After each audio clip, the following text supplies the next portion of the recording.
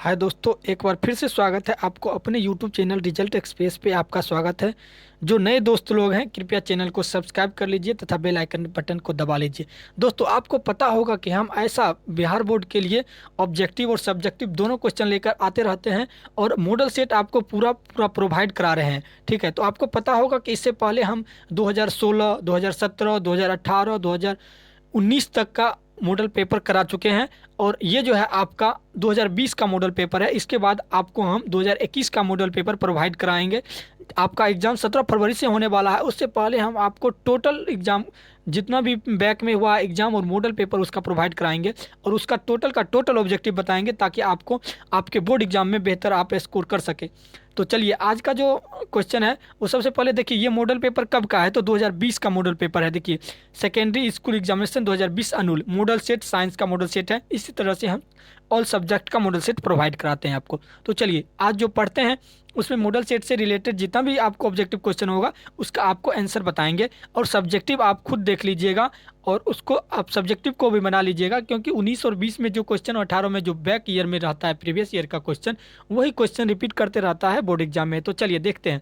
देखिए, ये सब जो है निर्देश दिया गया है, निर्देश तो आप पढ़ सकते हैं। सबसे पहले देख लीजिए, ये जो मॉडल सेट है कब का है तो 2020 का मॉडल सेट है। तो चलिए आगे बढ़ते हैं। ये जो है आपका निर्देश दिया गया है। इसी तरह से देखिए आगे बढ़ते हैं तो आपका आगे बढ़ते बढ़ते लघु प्रश्न दिया गया है। उसके बाद वस्तुनिष्ठ ऑब्जेक्टिव प्रश्न टाइप आ गया है दोस्तों। और सबसे पहला जो क्वेश्चन है तो कहता है प्रकाश के परावर्तन के कितने नियम है दोस्तों। तो प्रकाश के परावर्तन का नियम कितने नियम है दोस्तों, तो प्रकाश के परावर्तन के तीन नियम होते हैं दोस्तों। तो पहला का सही आंसर हो जाएगा सी। दोस्त लोग, जो आप लोग ऐसे व्यक्ति हैं जो चैनल को सब्सक्राइब नहीं किए हैं, कृपया चैनल को सब्सक्राइब कर लीजिए, क्योंकि ऐसा वीडियो का नोटिफिकेशन आप तक मिलती रहे। तो चलिए नेक्स्ट क्वेश्चन देखते हैं। आपको हम पूरा का पूरा जो क्वेश्चन बैंक है और मॉडल सेट है पूरा का पूरा ऑब्जेक्टिव क्वेश्चन प्रोवाइड करा रहे हैं और साथ साथ सब्जेक्टिव भी आपको बता रहे हैं। तो चैनल को सब्सक्राइब कर लीजिए और बने रहिए चैनल तक। तो चलिए आगे देखते हैं। 2 नंबर क्वेश्चन में देखते हैं, वायु में गमन करती प्रकाश की एक किरण जल में तिरछी प्रवेश करती है, यह किरण क्या होगी, अभिलंब से दूर हटेगी या सीधी निकल जाएगी या परिवर्तित हो जाएगी या अभिलंब की ओर मुड़ जाएगी। तो दोस्तों इसका सही आंसर हो जाएगा कि अभिलंब की ओर मुड़ जाएगी। ठीक है, दो का सही आंसर हो जाएगा ऑप्शन नंबर ए, अभिलंब की ओर मुड़ जाएगी। चलिए 3 नंबर क्वेश्चन में देखते हैं दोस्तों, निम्नलिखित में से किस लेंस को अपसारी लेंस कहते हैं दोस्तों, किस लेंस को अपसारी लेंस कहते हैं दोस्तों। देखिए, इसका सही आंसर हो जाएगा दोस्तों अवतल लेंस को, अवतल लेंस को।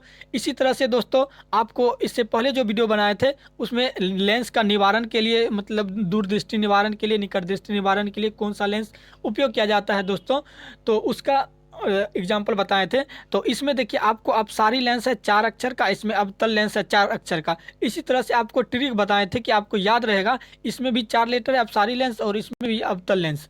अभिसारी में भी 4 लेंस है, 4 अक्षर है, लेकिन इसमें उसमें अवतल लेंस 4 है। तो चलिए इसमें इसका तीन का सही आंसर हो जाएगा बी। चलिए 4 नंबर क्वेश्चन की तरफ बढ़ते हैं दोस्तों। किसी बिंब का वास्तविक तथा साइज समान साइज का प्रतिबिंब प्राप्त करने के लिए बिंब को उत्तल लेंस के सामने कहाँ रखना चाहिए दोस्तों। तो इसका ऑप्शन में आपको दिया जाएगा लेंस के मुख्य फोकस पर, लेंस के फोकस दूरी की दुगनी दूरी का अनंत पर, या लेंस के प्रकाशिक केंद्र तथा मुख्य फोकस के बीच। तो इसका सही आंसर हो जाएगा दोस्तों लेंस के फोकस दूरी की दुगनी दूरी पर रखना चाहिए, 2f पर रखना चाहिए। ठीक है, तो आपका जो ये प्रतिबिंब मिलेगा समान साइज का मिलेगा, प्रतिबिंब समान साइज का मिलेगा और वास्तविक मिलेगा। ठीक है, तो नेक्स्ट क्वेश्चन की तरफ चलते हैं दोस्तों, 5 नंबर क्वेश्चन की तरफ।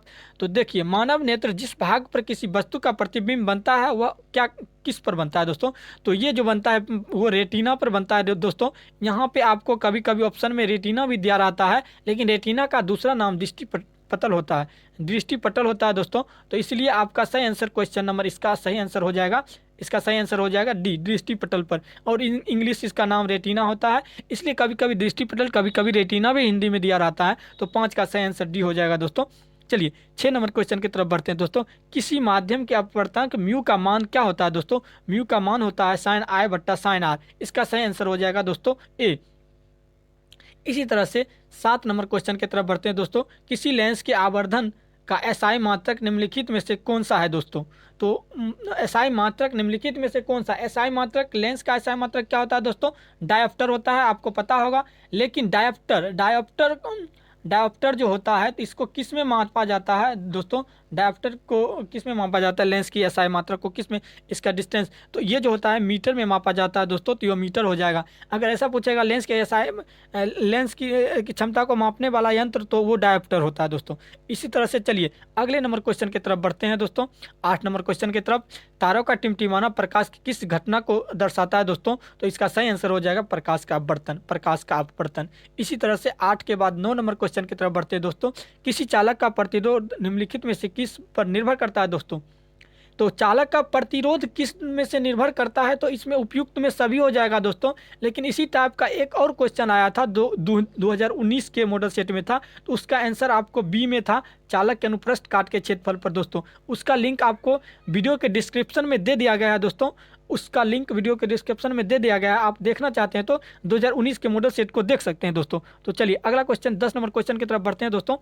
देखिए निम्नलिखित में से कौन विद्युत शक्ति का एसआई मात्रक है दोस्तों, तो विद्युत शक्ति का एसआई मात्रक दोस्तों वाट है, और ये क्वेश्चन आपको 2019 के मॉडल सेट में भी आया हुआ है दोस्तों, और 2020 के एग्जाम में भी आया है ऐसा क्वेश्चन। तो चलिए उसको भी आप मॉडल सेट, प्रथम मॉडल सेट को भी देख लीजिए 2019 के मॉडल सेट को, और ये आपका 20 का मॉडल सेट है, और आपको अगले दिन जो है 2021 का मॉडल सेट प्रोवाइड कराएंगे। तो चलिए 11 नंबर क्वेश्चन की तरफ बढ़ते हैं दोस्तों। विद्युत परिपथ में विद्युत धाराओं को मापने के लिए निम्नलिखित में से किस युक्ति का उपयोग किया जाता है दोस्तों, किस युक्ति का उपयोग किया जाता है दोस्तों, तो आप इसका आंसर क्या देंगे दोस्तों, तो इसका परिपथ में युक्ति को तो आमीटर से मापा जाता है दोस्तों, तो 11 का सही आंसर हो जाएगा सी नंबर, आमीटर। इसी तरह से 12 नंबर क्वेश्चन की तरफ चलते हैं दोस्तों। 12 नंबर क्वेश्चन की तरफ देखिए दोस्तों, ये जो क्वेश्चन है दोनों भाषा में दिया गया है, इंग्लिश और हिंदी दोनों में दिया गया है, क्योंकि ये मॉडल सेट है और मॉडल सेट दोनों लैंग्वेज में दिया जाता है। तो fuse, next question 12 number, fuse तार के लिए निम्नलिखित में से कौन सा कथन सही है दोस्तों, तो इसका सही कथन जो होगा, प्रतिरोध अधिक, जो फ्यूज तार होता है तार के लिए निम्नलिखित में से प्रतिरोध उसका अधिक रहता है दोस्तों, प्रतिरोध अधिक रहता है और गलनांक कम होता है फ्यूज तार के लिए।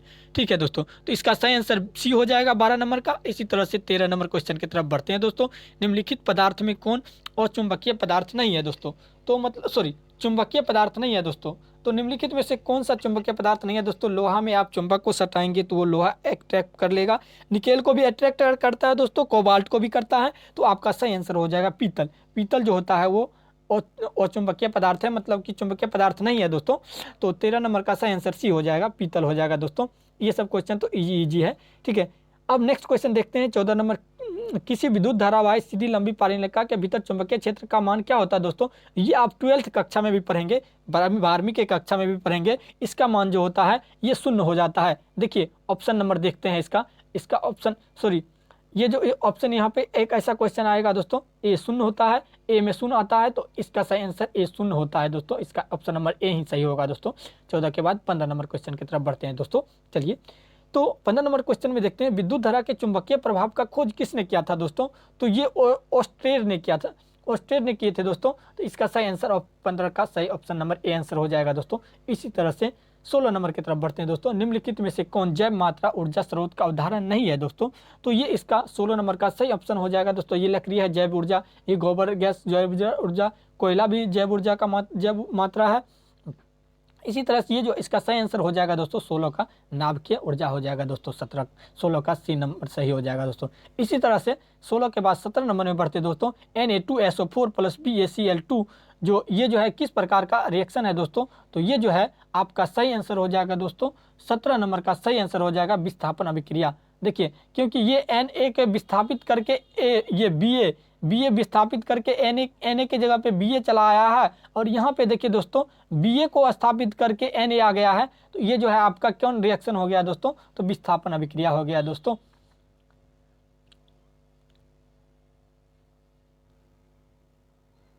नेक्स्ट क्वेश्चन की तरफ बढ़ते हैं दोस्तों। 18 अम्लीय वर्षा के जल का पीएच मान क्या होना चाहिए दोस्तों, तो जल के पीएच मान क्या होना चाहिए दोस्तों अम्लीय वर्षा के, तो इसका आंसर सही आंसर हो जाएगा 5.6 से कम, यानी कि इसका अम्लीय वर्षा का पीएच मान दोस्तों क्या होता है, तो 5.5 होता है दोस्तों। तो 5.5 से का कोई ऑप्शन है ही नहीं, तो इसका सही आंसर हो जाएगा 5.6 से कम, यानी कि 5.5। ठीक है दोस्तों, तो अब नेक्स्ट क्वेश्चन की तरफ बढ़ते हैं 19 नंबर क्वेश्चन की तरफ। दोस्तों अगर अभी तक आप चैनल को सब्सक्राइब नहीं किए हैं दोस्तों, तो आप चैनल को सब्सक्राइब कर लीजिए तथा वीडियो को लाइक भी कर दीजिए, ताकि हम वीडियो बनाने के लिए प्रेरित हो सके और ऐसा वीडियो आपके लिए बनाते रहें। और आपको आंसर की भी प्रोवाइड कराया जाएगा इस चैनल पर। जब आपका एग्जाम होगा तो आपको मिला लेना है कि आपका कितना आंसर सही जाता है। तो चलिए बने रहिए चैनल पर। तो चलिए नेक्स्ट क्वेश्चन देखते हैं। NaHCO3 यौगिक का प्रचलित नाम निम्नलिखित में से कौन सा है दोस्तों? तो इसका सही नाम दोस्तों है ये बेकिंग सोडा है दोस्तों। ये जो है बेकिंग सोडा है। तो इसका सही ऑप्शन हो जाएगा 19 का सही ऑप्शन नंबर क्या हो जाएगा दोस्तों? 19 का सही ऑप्शन नंबर बी हो जाएगा दोस्तों। इसी तरह से 20 नंबर क्वेश्चन की तरफ बढ़ते हैं दोस्तों। चलिए, अपच का उपचार करने के लिए इनमें से कौन सा औषधि का उपयोग किया जाता है दोस्तों? तो एंटीबायोटिक का उपयोग किया जाता है दोस्तों। तो 20 का सही आंसर हो जाएगा ए। इसी तरह से 21 नंबर क्वेश्चन की तरफ बढ़ते हैं दोस्तों।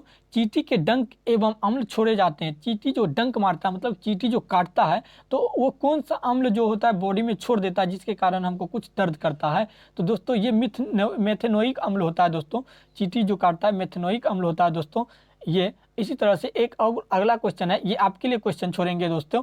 ऑक्जेलिक अम्ल निम्नलिखित में से किस में पाया जाता है दोस्तों? तो टमाटर में पाया जाता है ऑक्जेलिक अम्ल, की संतरा में पाया जाता है, कि सिरका में पाया जाता है, या इमली में पाया जाता है दोस्तों? आप इसका जवाब कमेंट में दीजिए ताकि हम भी तो जाने आप कितना हद तक इस बार क्लास किए हैं। हम तो उस वैसे तो हमको पता है कि इस बार लॉकडाउन था तो क्लास तो हुआ नहीं था। तो चलिए 23 नंबर देखते हैं दोस्तों। CaSO4 × 1/2H2O। तो ये किसका सूत्र है दोस्तों? तो ये प्लास्टर ऑफ पेरिस का सूत्र है दोस्तों, आपको पता है। तो इसका सही आंसर हो जाएगा सी। इसी तरह से 24 नंबर क्वेश्चन की तरफ बढ़ते हैं दोस्तों। निम्नलिखित में से धातु कमरे के कौन सी धातु कमरे के ताप पर तरल अवस्था में पाया जाता है दोस्तों? तो ये आपको पता होगा दोस्तों, ये होता है पारा होता है जो तरल अवस्था में पाया जाता है कमरे के ताप पर। 24 का सही आंसर ए पारा। इसी तरह से 25 नंबर क्वेश्चन की तरफ बढ़ते हैं दोस्तों। नाइट्रोजन के दो परमाणु के बीच कितने आबंध बनते हैं दोस्तों? तो इसका सही आंसर हो जाएगा दोस्तों त्रिआबंध, मतलब ट्रिपल बॉन्ड, ट्राई सर्किल। तो इसी तरह से 25 के बाद 26 नंबर क्वेश्चन की तरफ बढ़ते हैं दोस्तों। निम्नलिखित में से कौन विद्युत का सुचालक है दोस्तों? विद्युत का सुचालक कौन सा है, मतलब कि सुचालक है तो सबसे अच्छा सुचालक कौन सा है दोस्तों? तो ग्रेफाइट भी है विद्युत का सुचालक, हीरा भी है और गंधक भी है, लेकिन सबसे अच्छा जो चालक है दोस्तों ये जो है आयोडीन है।